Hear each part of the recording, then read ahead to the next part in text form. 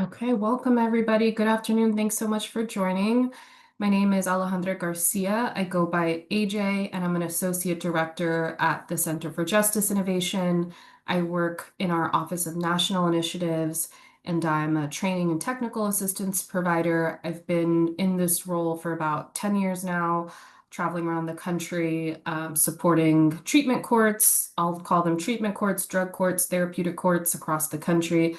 And my background is in social work, and I have a particular interest in overdose prevention and harm reduction, and have done a lot of thinking about how those two areas fit into the treatment court world.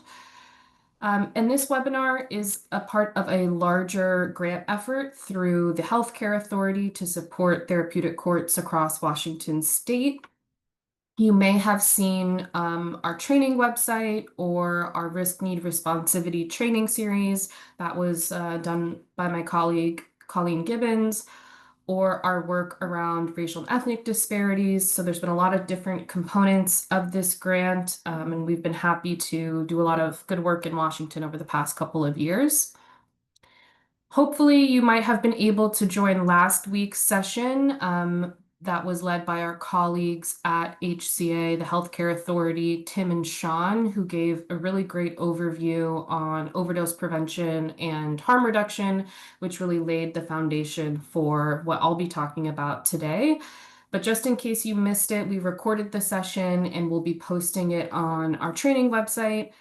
This session will also be recorded and posted on there. We'll also be sending the slides around. And then at the end of the session, we'll ask you to fill out a brief evaluation that just helps us improve these trainings. Couple other things, please feel free to put any questions, comments in the chat. At the end of my slides, we'll have some time to have a little bit of discussion. I have some discussion questions for us. We'll turn off the recording function then and be able to talk a little bit about what we're seeing in our programs. And then just before I kick off, as we did in the last session, it would be great if everyone could take a moment to fill out this poll around what your role is. So I believe I just launched it. Hopefully you can see that. If you can just take a minute to fill that out, and I'll share the results.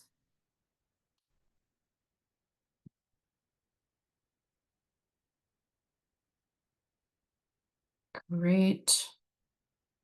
Okay, I'm gonna end the poll and share out the results. So it looks like we have some court coordinators in the room, some case managers, defense attorney, probation officers, and then we've got a large amount of other. So must have missed some roles there. But thanks for joining, and I hope that you'll get some good information today. So just give me a second to share my screen, and I will get started.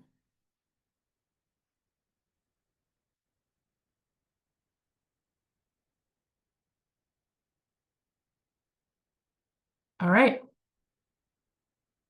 great. And let me just see if I can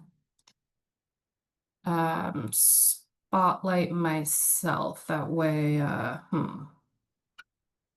Okay, might not be able to do that, but hopefully you're able to make it work where you can see myself and the screen.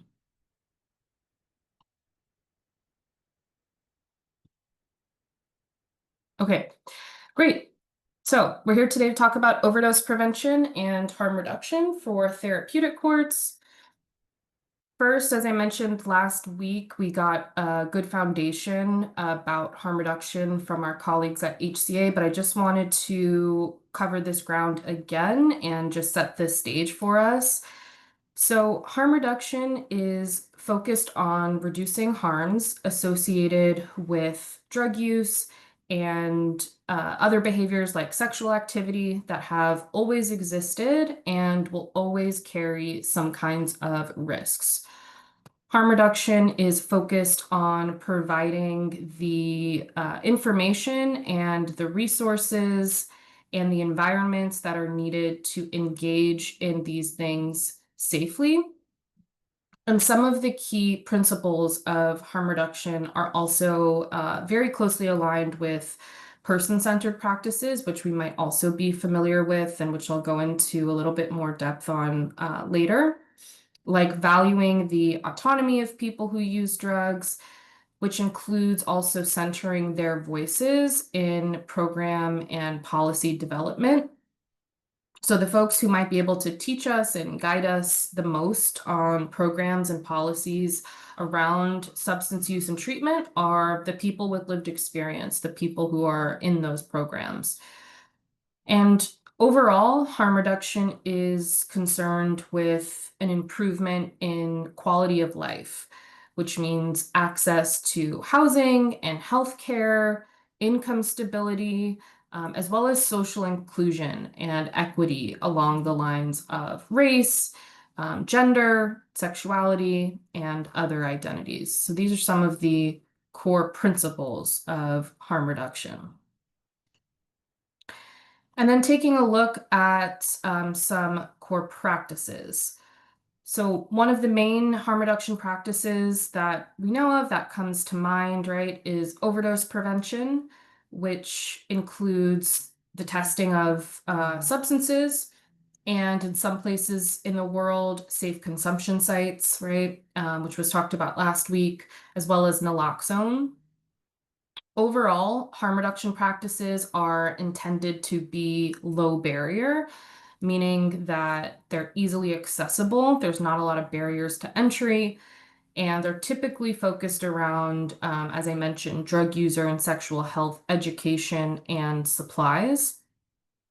It's also traditionally peer-driven, that's that person-centered piece, which can make the spaces feel safer and more inclusive, inviting, and less institutional than traditional healthcare or social service settings. Harm reduction practices can include everything from counseling and advocacy to syringe disposal boxes in public restrooms, medical care, referrals to other services, housing support. So there's a lot of breadth to harm reduction practices. And then the scope of harm reduction targets multiple levels from the micro to the macro. There's work on the individual level around drug user safety. Then there's work on the community level, as well as the overall policy level as well. So that's all to say that harm reduction has some both immediate and then more transformative goals. So to enhance individual well-being, while also taking a look at demanding our public health institutions be more accessible and responsive, and our drug policies being more humane and less punitive. So it's operating at multiple levels. So that's just a quick recap on harm reduction. And then I'll get into what we're here to talk about, which is how it applies to therapeutic courts. And first, I just want to acknowledge that many of you are most likely already practicing harm reduction in your work, and we'd like to uplift that as we kind of bring these worlds together. And so at the end of my talk, I'd really love to hear from you about what you've been doing in your programs, how you've been attempting harm reduction or incorporating it into your program. So I have no doubt that folks are doing this work. So I'll talk about where I see some overlap and tensions, right, between the two worlds. So starting with overlaps, first off, treatment court practitioners, therapeutic court practitioners, and harm reductionists have a shared interest in improving public health as well as community safety, right? We have, generally speaking, the same overall goals. Broadly speaking, practitioners from both worlds see treatment as more effective than jail. Both paradigms place value on addressing a person's key social health determinants, right? Both have challenges achieving racially equitable outcomes. And both worlds are typically operating within the same community and are facing the same types of service gaps. We have access to the same types of resources in our communities. But there are some key differences that are important to kind of tease out. So, for one, right, mandated treatment is really key in the treatment court model, but not to harm reduction. Abstinence is just one possible pathway to a better life for harm reductionists, whereas it's, of course, typically high priority for therapeutic courts. Drug testing and use of jail, these are also not used in the same way in the world of harm reduction. So that's to say there's ways to reconcile these worlds, and we have some ideas of how to do that, which I'll talk about later on. And again, would love to hear from you all on what you've been doing. So I'm going to take a moment to just look at some of the history and the evolution of the treatment court model in the United States. And what we want to really say here is that it's important that we don't view our field and our programs as unchangeable because they have been evolving for a while since the beginning. And for a long time, treatment courts didn't have its own research base or a set of best practices to adhere to, right? So we see in 1997, we get the key components, and then we don't get best practice standards until around 2013.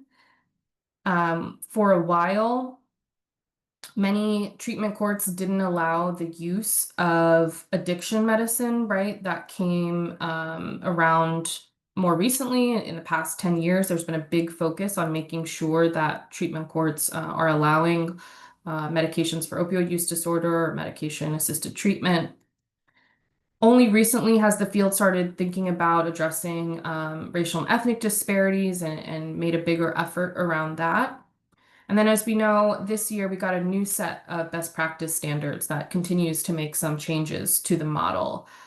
So all to say that the model has evolved from the beginning and can keep evolving, especially as we're facing an overdose crisis. And so that's kind of a foundation to lay for why it's important for us to be incorporating harm reduction into our work. Alrighty, so we'll transition now to how we might do this more specifically. So these are some of the strategies or what we call decision points that we're going to focus on for the rest of the session.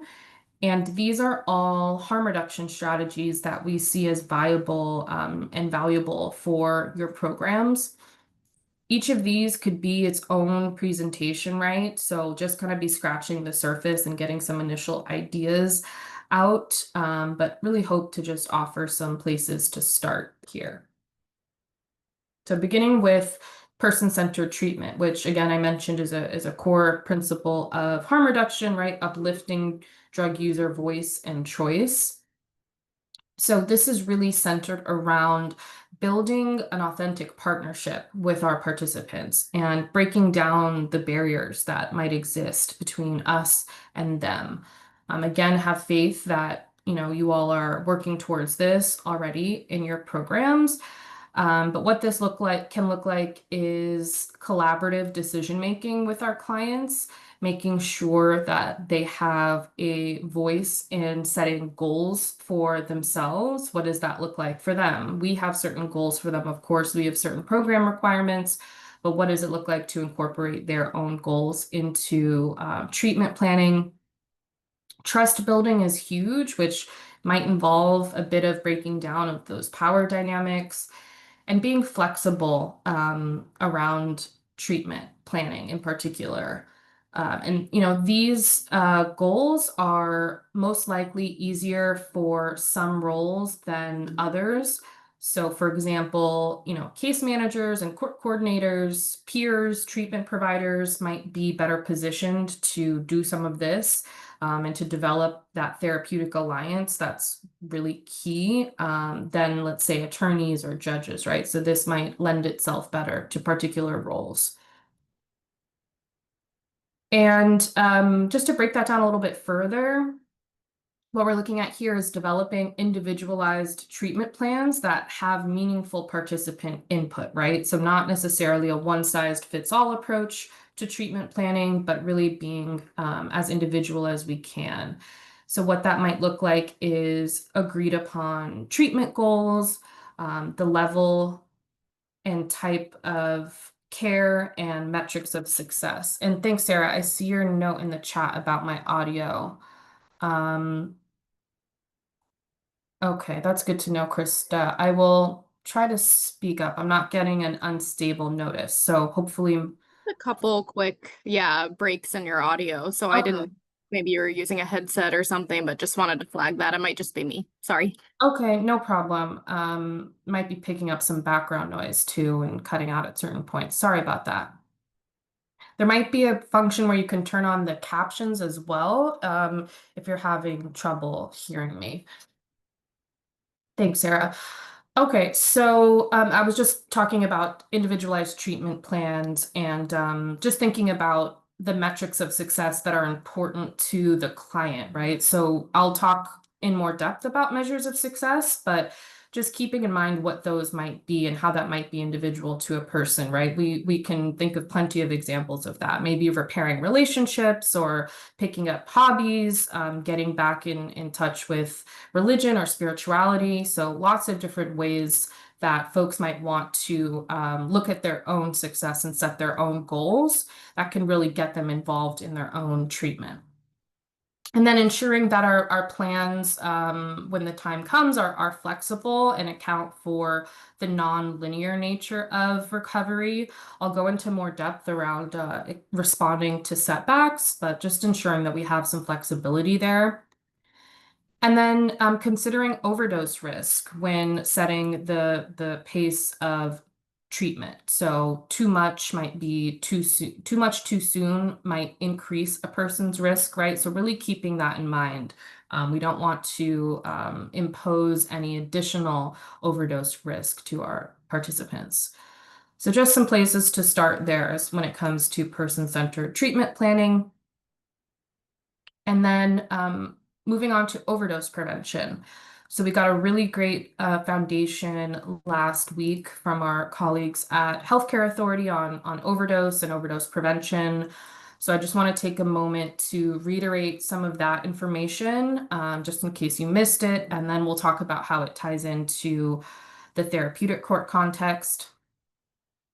So specific risk factors for overdose include using alone, right, which can be fatal when no one's around to provide help. And this came up in last week's webinar. It was mentioned that NPR episode called The Call, which covers a national never use alone hotline. Um, where somebody will stay on the phone with you and can call for help to your home if needed. So that's just a resource to help address the risks associated with using alone. Using from a new source can be risky as well if a person's unfamiliar with the product that they're using, it's a new product. And then using after any period of abstinence raises a person's overdose risk, lowers their tolerance, right? So for our purposes, what that often looks like is post-incarceration, right when they're maybe being released from jail or released from a um, jail sanction, right? If they're not able to receive perhaps their medications in jail, that can greatly increase risk, as well as post detox, of course, and post residential or inpatient treatment. Overdose risk goes up quite a bit.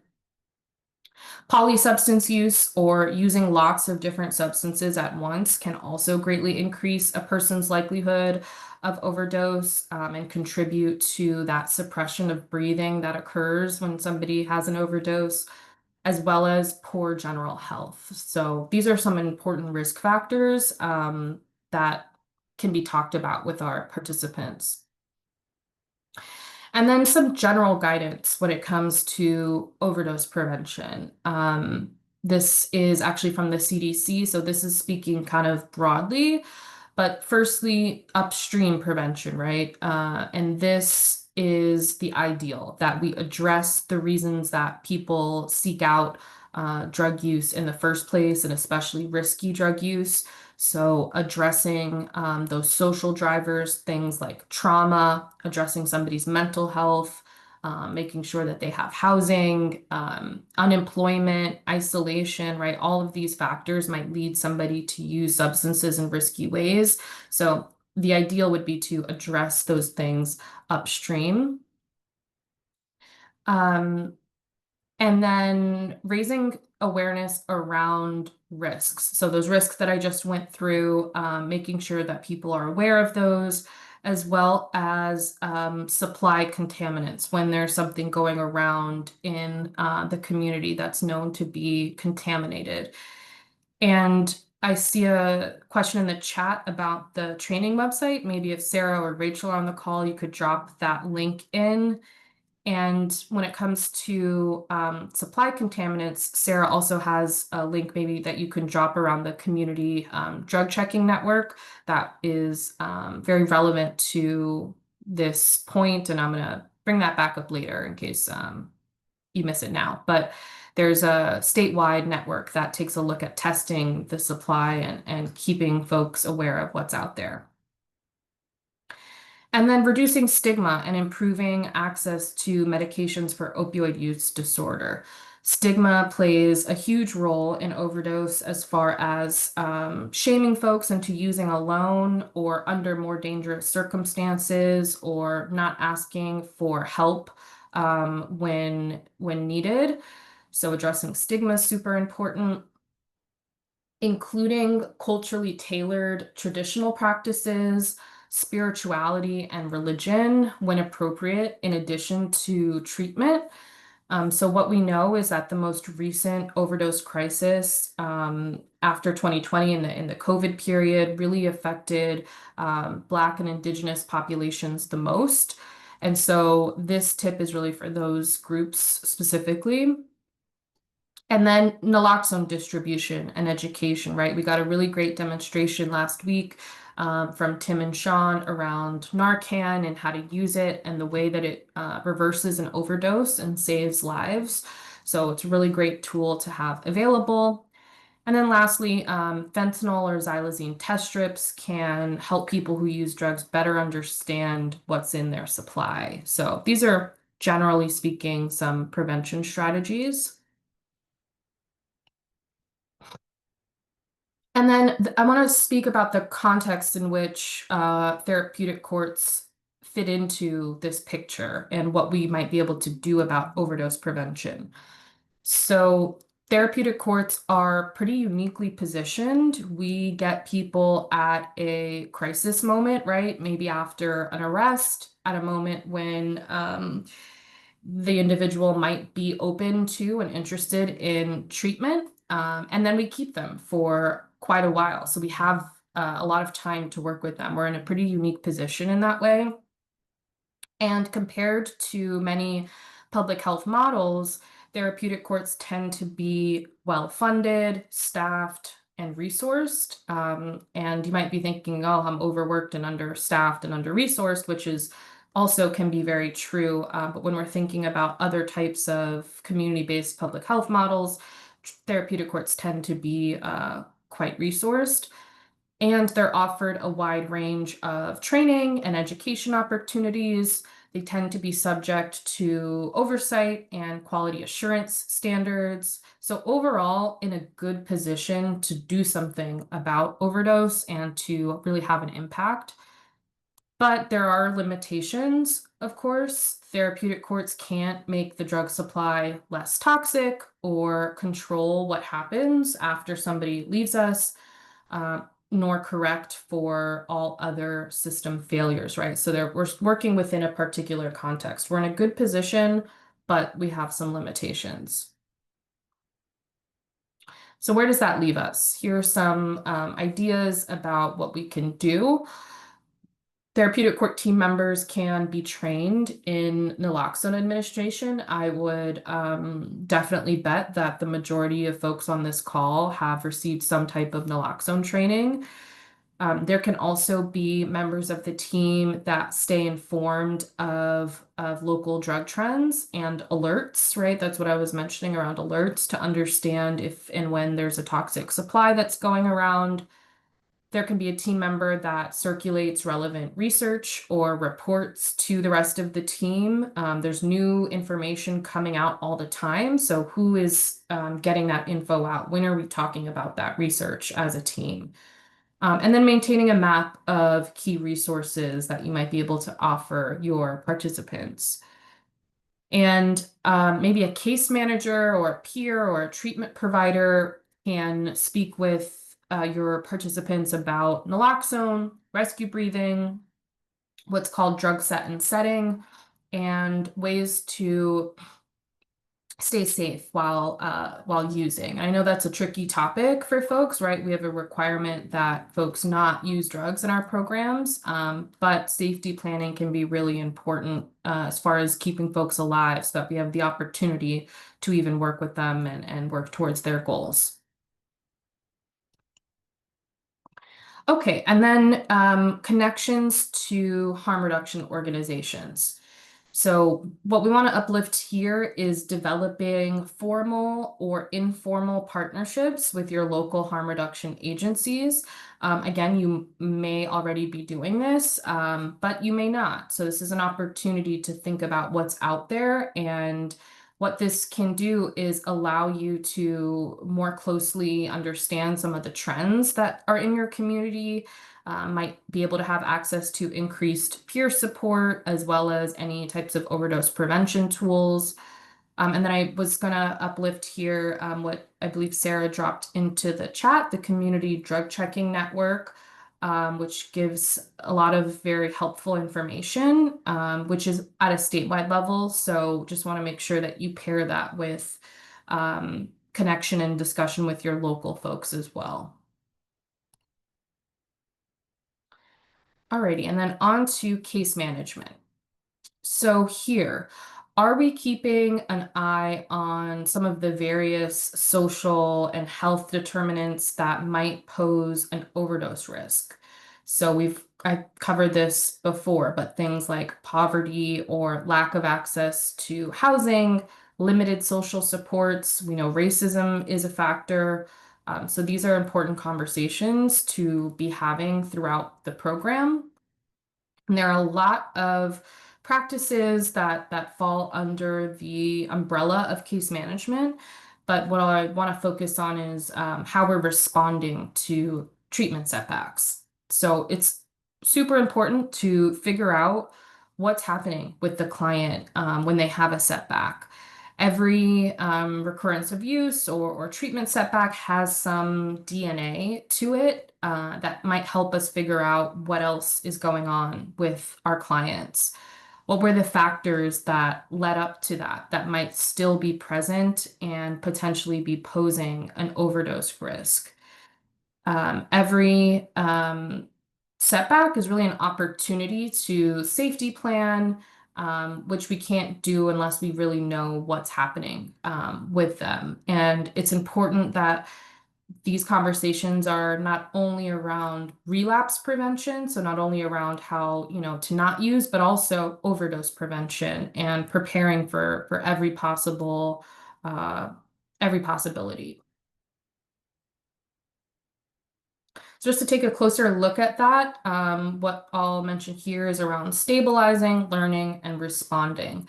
So when it comes to stabilizing, right, we're thinking about the physiological and the material needs. So requirements for basic human survival. So things like that are included in Maslow's hierarchy of needs, right? So food and water and shelter, sleep, these are all super important, as well as any potential collateral effects that a setback might have. It might impact somebody's job or their relationships. And these effects can be quite devastating and might lead clients to feeling ashamed and maybe hopeless. And then learning. So that's that figuring out what happened, what's the DNA of this setback, and being able to pause our judgment and our black and white thinking there. So, you're not supposed to use, you used, here's the sanction. That's that kind of black and white thinking, but instead really investigating and asking questions about what's happening with somebody and then responding in proportion to the situation and in collaboration with the client and with purpose and consistency. So not having arbitrary consequences, but ones that are clear and consistent. And then these are some semi-rhetorical questions, reflection questions for your teams. These might be things that you could take back and discuss. But something I want to highlight is how can our court reconcile our community's service gaps and our program's expectations, right? So sometimes there might be a misalignment between what we expect of our participants and what we can actually offer them or what's actually available in the community when it comes to both quantity and quality of services. And what are the requirements of our partner agencies and can the participants meet them? So they're, thinking specifically of housing or vocational programs, right? Are we setting up our clients for success when they're in early recovery and there's some high expectations of them in these other programs? Are we adequately staffed to provide comprehensive case management? And if we're not, who else from the community might be available to help fill some of these gaps? Where might we be able to resource share? And then some opportunities just to respond to that. So partnering with lower barrier service providers, right? Folks who don't have such high barrier to entry, ensuring that program compliance and progress is measured relative to the quality and the availability of our services, and then reiterating the point here around a map of available resources, even thinking about what might be available virtually or online for our participants. Alrighty, and then measuring success, or this is related to graduation and program completion and how we look at that. So some key issues here. I just mentioned how sometimes our completion criteria don't account for our system or service gaps. Sometimes our completion criteria is applied equally and not necessarily equitably or applied individually to someone's circumstances.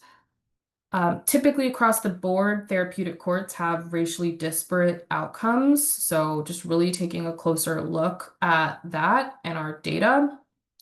And fines and fees, which are, not as often discussed, but a really important part of the program and could be a real barrier for participants, either to get into the program as well as to graduate. So again, here are some questions for us. How much does our court value markers of success beyond abstinence? Do we reward and incentivize it when participants might achieve in other ways, right? So I mentioned relationship building or finding a hobby or a new job or going back to school, getting a license back. All of those things are super important, right, to a person's overall quality of life. How might our measures of success be more fluid and flexible? That's a big question that, teams can potentially discuss. Taking a look at fines and fees, are these a real barrier? What might we be able to do about that? And then do our graduation ceremonies place emphasis on substance use over other achievements? And so sometimes in this presentation, we do a whole section on graduation day and what that can look like, because it's a really important day for folks. They've worked so hard for the moment, and a lot might be going away. There's a lot of support that they've had that might be ending.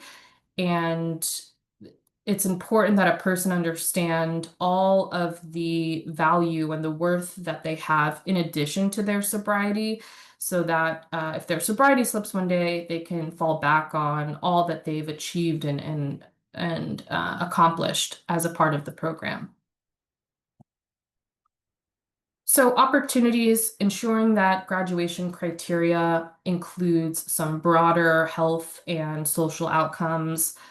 exploring alternative pathways for completion, potentially non-custodial termination, right?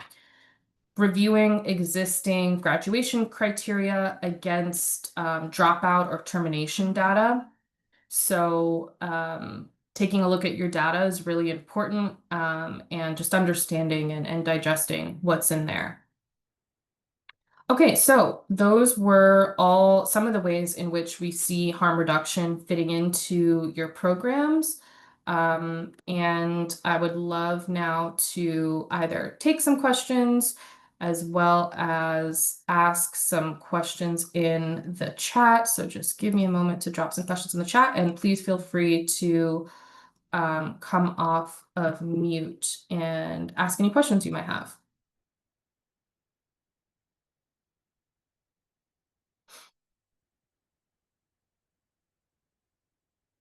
And what I just posed in the chat is how are you using harm reduction in your programs? What have been some successes and some challenges? And what overdose prevention strategies have you tried? And what I'm going to